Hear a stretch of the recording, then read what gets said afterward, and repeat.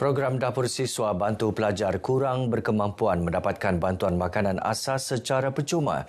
Bantuan makanan asas seperti beras dan bahan mentah itu disediakan oleh sukarelawan dan pelajar. Memang inisiatif ini sangat bagus yang diperkenalkan UMS kerana ada pelajar-pelajar itu yang datang daripada luar bandar yang mempunyai sumber keuangan yang kurang. Sekurang-kurangnya mereka ini akan mendapat bantuan bekalan makanan sendiri. Sehingga kini 3,500 pelajar UMS mendapat manfaat menerusi inisiatif ini. Dalam pada itu, Datuk James turut mengalu-alukan sumbangan daripada pelbagai pihak termasuk Badan Bukan Kerajaan, NGO dan syarikat berkaitan kerajaan JLC bagi menyumbang kepada program Dapur Siswa Universiti Malaysia Sabah UMS. Daerah Beaufort diisytihar sebagai kawasan banjir berikutan hujan berterusan menyebabkan beberapa kampung dinaiki air. Antaranya Kampung Binunuk, Lumatai, Luangan, Suasa, Bangkalalak dan Kampung Bukau. Pengisytiharan dibuat Pegawai Daerah Beaufort Muhammad Nazri Ajun merangka Pengerusi Jawatankuasa Pengurusan Bencana Daerah JPBD Beaufort. Sementara itu, Adun Lumadan Datuk Ruslan Muharram ketika ditemui memberitahu penduduk terjejas ditempatkan di Pusat Pemindahan Kekal PPK Selagon. Dan kita menjangkakan air akan meningkat pada petang ini hingga malam dan esok. Dan oleh sebab itu, mana-mana kawasan yang sudah berisiko tidak selamat kita pindahkan.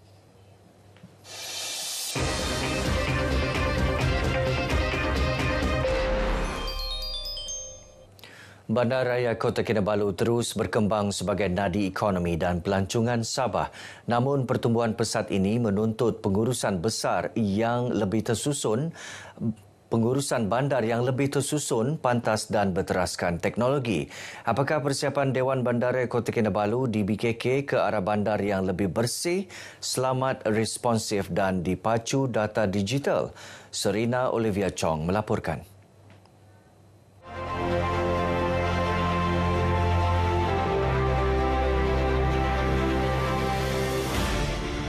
Peralihan DBKK kepada sistem pengurusan berasaskan data menjadi tunjang utama agenda pembangunan bandar menjelang 2026. Pendekatan ini membolehkan keputusan dibuat secara lebih tepat, berfokus dan berimpak tinggi. Game changer di Dewan Bandaraya Kota Kinabalu ni dia adalah gabungan antara digitalization proses-proses kerja di Dewan Bandaraya Kota Kinabalu dan juga penguatkuasaan yang berdasarkan data yang lebih tepat. Melalui pemetaan zon dan pengurusan data, DBKK dapat mengenal pasti keperluan khusus setiap kawasan.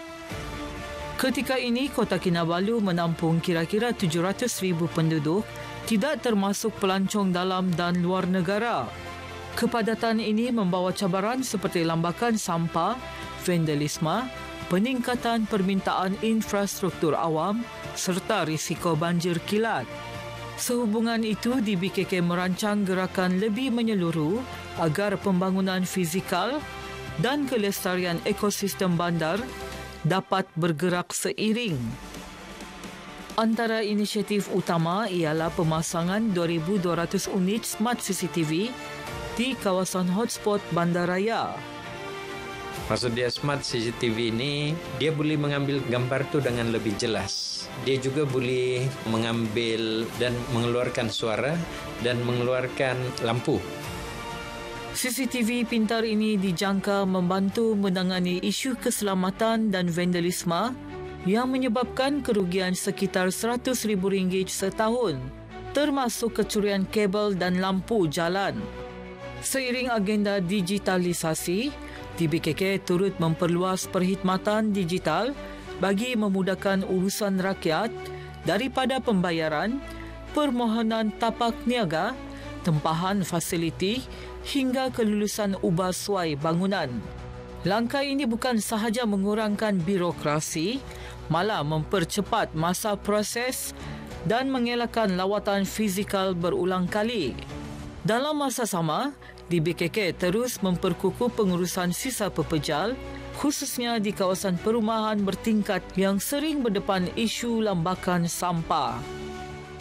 Perubahan mungkin tidak berlaku dalam sekelip mata, namun pelan yang dirangka hari ini bakal menentukan wajah bandar pada masa hadapan. Sebuah kota yang bukan sahaja membangun, tetapi selesa didiami, mesra pelancong dan bersedia menghadapi cabaran pada masa hadapan. Serina Olivia Chong, RTM.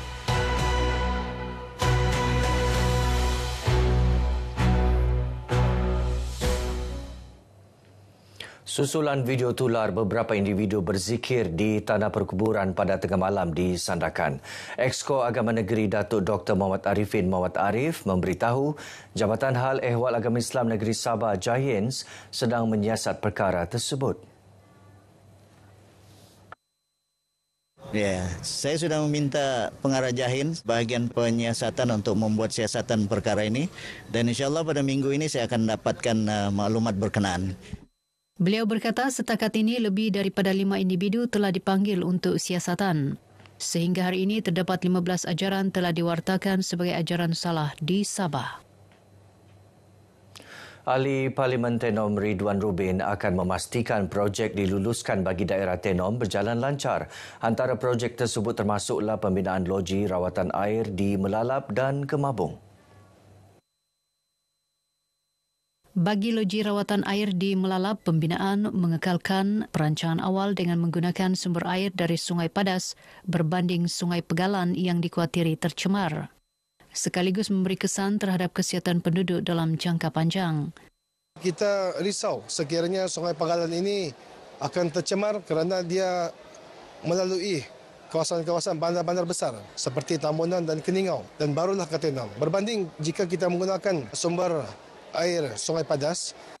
Beliau menegaskan pembangunan berterusan dan kesejahteraan rakyat akan terus diberi keutamaan pada tahun 2026 bagi memastikan manfaatnya dapat dirasai secara menyeluruh oleh penduduk Tenom.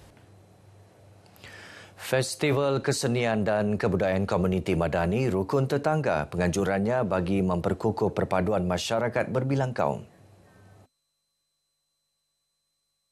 Pembantu Menteri Pembangunan Belia, Kemajuan Sukan dan Ekonomi Kreatif Datuk Seri Dr. Anil Sandu berkata program berkenaan membuktikan kesatuan dan keharmonian komuniti dapat dipupuk menerusi penglibatan aktif masyarakat setempat bersama agensi kerajaan.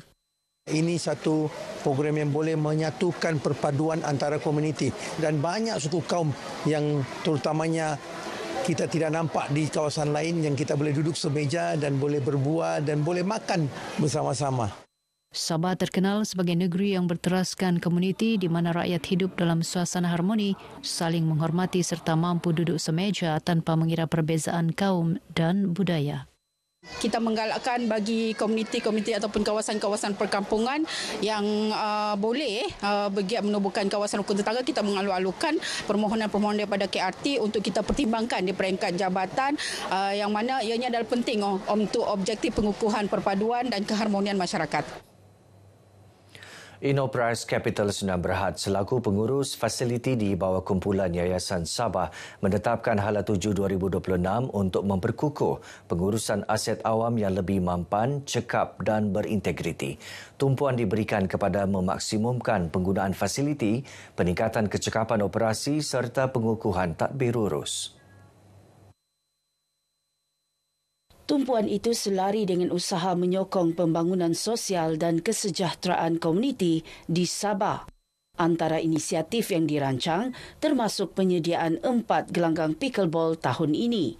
Terdiri 3 gelanggang standard dan 1 gelanggang mesra semua pemain menggunakan tikar interlocking. Selain itu, kerja naik taraf fasiliti sukan akan dilaksanakan secara berperingkat termasuk penggantian kapet badminton bagi meningkatkan keselesaan dan keselamatan pengguna. Sasaran 1 juta ini kami punya target untuk 2026 dan saya rasa sasaran itu bukanlah susah sangat sebab melalui tempahan badminton, futsal, gym, netball dan adanya pickleball, saya pasti 1 juta itu akan tercapai. Beliau berkata demikian kepada RTM di Kompleks Tun Adnan, Kota Kinabalu. Baik saudara, sekian paparan berita pagi Sabah kali ini. Menyusul selepas ini berita pagi Sarawak bersama Firdaus Arasi Idris. Salam Malaysia Madani.